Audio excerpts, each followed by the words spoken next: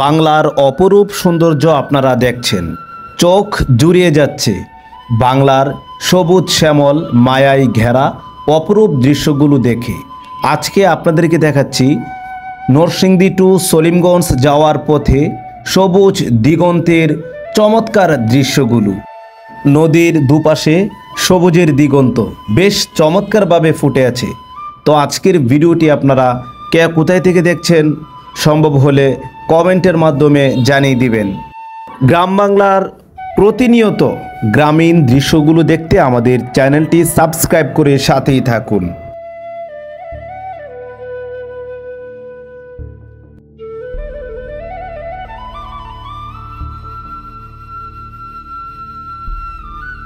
গ্রামের ছোট্ট নৌকা বয়ে বেড়াচ্ছে ছোট্ট কিশোর, খুবই চমৎকার লাগছে। নদীর পাড়ের সৌন্দর্য আপনাদের মাঝে তুলে ধরছি, চোখ জুড়িয়ে যাচ্ছে। এই মুহূর্তে আপনারা দেখছেন ইটের বাটার খুবই চমৎকার একটি দৃশ্য।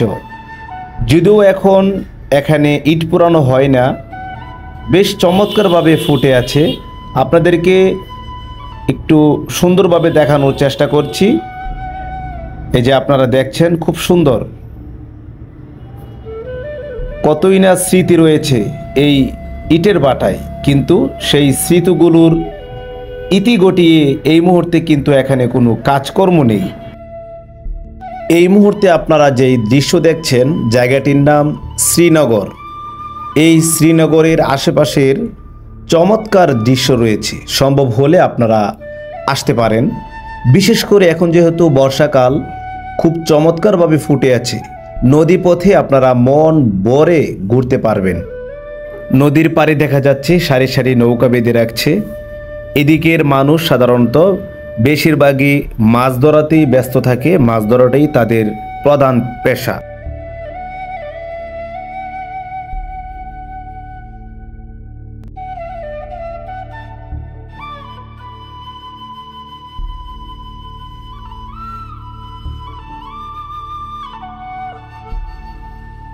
বিশেষ করে আজকের ভিডিওটি প্রবাসী যারা দেখছেন আপনাদের কাছে একটু বেশি ভালো লাগবে, কারণ প্রবাসী থেকে গ্রাম বাংলার দৃশ্যগুলো চাইলেই দেখা যায় না। তো আজকে আমাদের ভিডিওর মাধ্যমে আপনারা দেখতে পাচ্ছেন। তো আপনারা কে কোন দেশ থেকে দেখছেন কমেন্টের মাধ্যমে জানিয়ে দিবেন। পাশাপাশি জানিয়ে রাখছি ঢাকার পার্শ্ববর্তী এলাকা নরসিংদী। এই নরসিংদী থেকে সলিমগঞ্জ আসা যাওয়া সাধারণত বেশিরভাগ নদীপথেই হয়ে থাকে।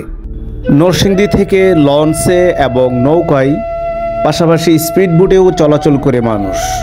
যাদের বেশি তাড়া থাকে তারা স্পিডবোটে চলাচল করে, সাধারণত বেশিরভাগ লঞ্চ দিয়ে মানুষ চলাচল করে এবং নৌকাও আছে।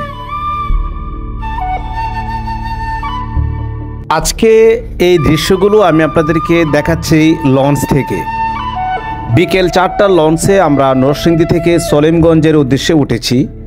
আর সলিমগঞ্জের নামটি যখন মুখে আসে তখনই কিন্তু মনে চলে আসে সলিমগঞ্জের বিখ্যাত মিষ্টির কথা। পাশাপাশি জানিয়ে রাখছি আমার নিজের বাড়ি সলিমগঞ্জ ইউনিয়নেই পড়েছে।